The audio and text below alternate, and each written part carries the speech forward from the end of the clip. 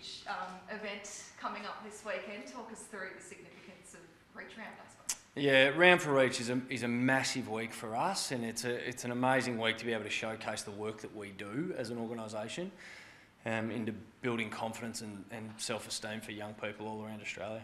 Yeah, and obviously the Jim Steins connection with the evening. Talk us through that. Yeah, so the campaign's all around Be Like Jim, and you know, Jim was an unbelievably inspiring man, and you know, what we endeavour to do here is live on Jim's legacy and continue to build on his great work nearly 3 decades on from him founding the Reach Foundation, and so Friday night's all around sort of showcasing Jim's legacy and being able to take that forward. What does the footy club's support mean to Reach? It means an enormous amount. I mean, the connection with Melbourne Football Club, the continual engagement with the players and the administration there makes an enormous difference for our ability to get out into the community and also get profile for the important work that we do. I suppose on the evening itself, what are the sort of endeavours you're going to be doing? You've got some badges you're giving out? Yeah, look, we're asking everyone to donate $11. That's Jim's number, it's obviously Max's number. And you know, we're giving out badges on the night, so if anyone's along to that, make sure you grab a badge and scan the QR code. You can also go to reach.org.au/Jim, and there's an ability to sort of donate an $11 there. And we ask for a very small donation from as many people as we possibly can, because it really does take an entire community to ensure that young people can be able to develop the sense of self they need to go on and live strong and happy lives. It's not a bad game, is it, to have as a platform for it this week? We're pretty fortunate, I reckon, Friday night, and you know, what a blockbuster game. There should be a heap of people there. So as an organisation, we couldn't ask for more to have that on a Friday night, and the support we've got from everyone around the AFL and Melbourne Footy Club and the media has been terrific. So I'm sure it'll be an amazing game, and I'm sure it'll be a great success. And going from last year where you didn't have fans in attendance, so you're going from one extreme to the other. Well, that's right, yeah. So it'll be great to see what we're doing. You know, for everyone that goes to the game, there's going to be some great activations in ground. There's going to be some amazing content. So, you know, make sure you get there early and check it out.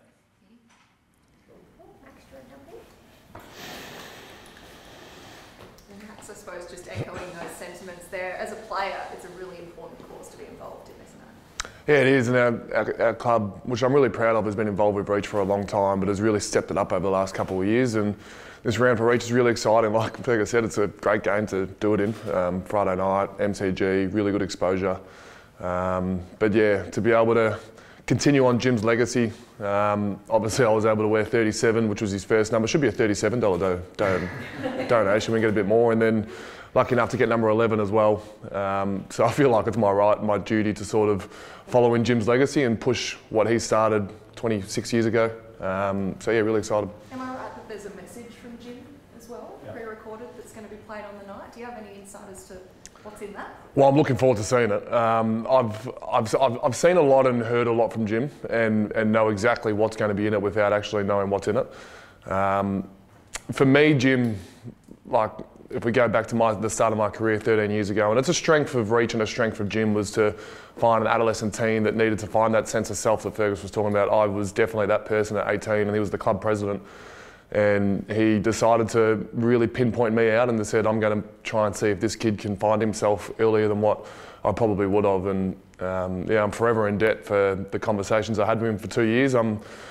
One of the things, my biggest regrets is I didn't get to meet Jim when he was well and healthy. He was an incredible man when he was sick, so I can only imagine what he was like when he was well and healthy. But yeah, that's the least I can do is stand here today and be able to push his message.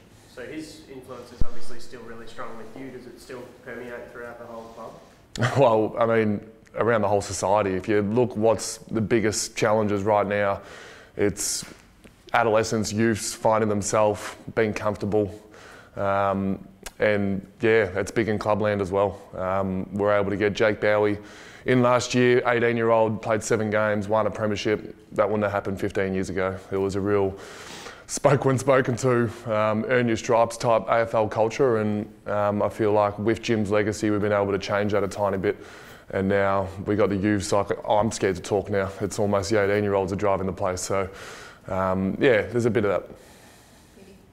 Back on your perch on Friday night, a great win. It must have been fun to be involved in.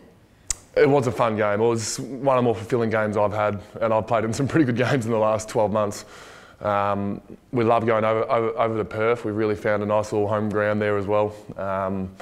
And yeah, top of the table, almost. I think Freo were fourth. We were second, but they beat us by 10 goals, I think, in round 10, round 11. So to get that back, it was just, yeah. And off the back of a really poor performance against Doggies. I know we had a chance to win the game late, but all our key metrics were down and we really knew we were off. So to be able to bounce back and on Friday night, biggest stage, away from home, yeah, it was really good.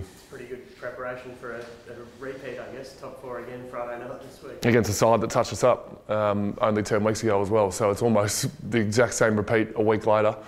No, I mean, Collingwood and Geelong, I think they're both 10 in a row or something, crazy form. And they're winning tight games. We're actually the anomaly in that 10-week stat. I think they beat us by 30, and every other game they won by less than a goal. So, no, I'm really excited for my own personal battle with two informed rucks in Cox and Darcy Cameron and maybe Brodie coming back. So, yeah, it's exciting Friday night battle. Would you like that challenge if Brodie came back into the side? I've just played English and Darcy, who are probably the two just beside Grundy as the best in the comp. So, yeah, I'm really excited. More the merrier. I love those battles. I've got a pretty good partner in crime in Luke. He's got some pretty good partners in crime if Mason and Darcy play as well. Just backtracking for a sec, what were the conversations on the lead into that Freo game? Because it just looked like you were just on from the get-go. Yeah, we just need to get back to the way we play our best brand of football, play the game in our forward half, and be tough around the ball. And you saw that, like Jack Mahoney played one of the better games I've seen him play. Angus Brayshaw came back into the midfield, not sure if that was in his contract stipulation to get paid midfield time, but he managed to get back in there. And like, no one was a real standout. We didn't get guys kicking lots of goals. Bailey did his thing up forward, but it was a real team performance. And like I said, I was just super proud of how we played. It was a really cool game to be involved in.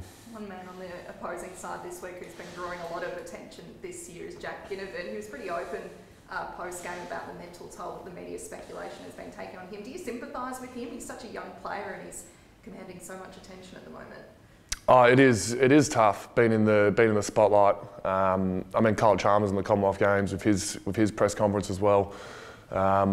Media can take down someone like the best of them, and Ginnivan's right in the spotlight at the moment. So I do empathise with him, and if any of our guys are in that same situation like Luke is at the moment, the press that Luke had over in Perth was crazy. I'd never seen anything like it. There was photographers following him around, and so these young guys do struggle. And I mean, that's again another great tie to reach, and just making sure you're there, making sure you're supporting these young guys to get through tough situations. You mentioned Luke there. Talk that his contract talks are on hold now. What are your thoughts on it all? Do you think he'll be at the D's next season? I brought that up myself, didn't I?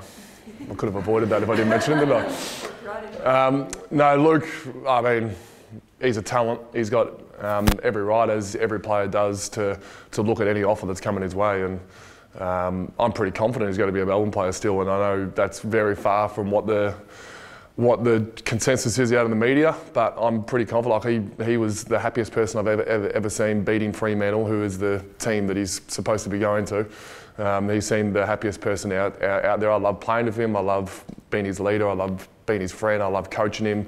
I love seeing little bits that I've told him during the week that come out on game day. And yeah, I'm really excited, especially for the next 7 weeks to play with Luke, and then hopefully whatever is for the next few years. How's he handling all the talk and the spotlight? He's the best character for it. I actually think he doesn't know he's out of contract. So that little bit helps him. He doesn't read anything. He doesn't look at anything. He just continues on his merry way. And I think performance is showing that. You go out there and watch him. He doesn't look like he's overthinking. He's just out there playing. The Dockers fans hanging the Guernsey over the fence. Jake didn't like that. What did you make of Jake's response to that? Good old Melky. I liked it. Good. Thank you.